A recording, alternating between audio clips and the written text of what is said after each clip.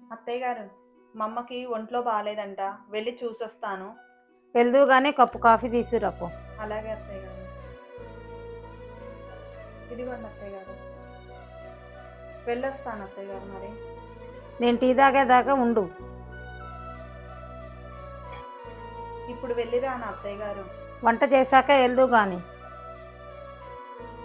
అత్తయ్య గారు, వంట పూర్తయింది, అన్నం పెట్టమంటారా? ఇప్పుడు నాకు ఆకలిగా లేదు. మరి నేను వెళ్ళిరానా? నేను అన్నం తిన్నాకే నువ్వు వెళ్ళాలి. అలాగే అండి. అత్తయ్య గారు, అన్నం పెట్టమంటారా? ఇప్పుడు నాకు ఆకలి అవ్వట్లేదమ్మా. మరి టైం చాలా అయింది అత్తయ్య గారు. మా అమ్మకి ఒంట్లో బాగాలేదు కదా, వెళ్ళి చూసొస్తాను. నువ్వు మీ ఇంటికి పోవడం నాకు నచ్చలేదు. వాడొచ్చాక మాట్లాడి చెప్తాను. అమ్మకేమో ఒంట్లో బాగాలేదు, వెళ్ళి చూసొస్తానంటేనేమో అత్తయ్య గారు వద్దు వద్దు అంటున్నారు, పంపించడం ఇష్టం లేదంటున్నారు.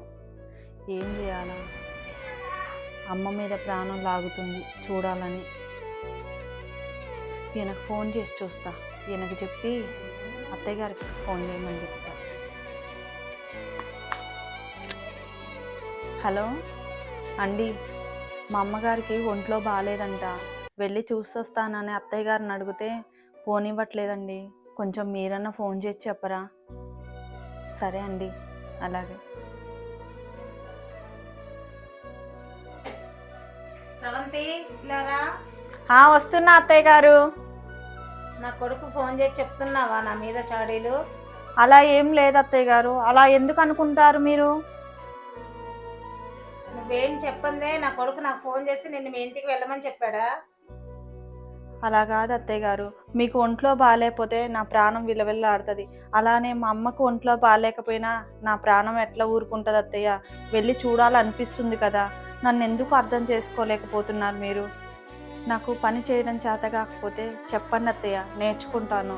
అలా కాదని ఒక్కగానే ఒక్క కోడల్ని నన్ను దూరం పెట్టుకోమాకండి అత్తయ్య. అదేం లేదు స్రవంతి, మీరు మీ పుట్టింటికి వెళ్తే వాళ్ళ మాటలు విని మీరు నాకు ఎక్కడ దూరం అవుతారనే భయం. ఎవరెన్ని మాటలు చెప్పినా నేను వినను అత్తయ్య. ఇది నా ఇల్లు. నేను ఎవరి మాటలు విని మిమ్మల్ని దూరం చేసుకోలేను అత్తయ్య గారు.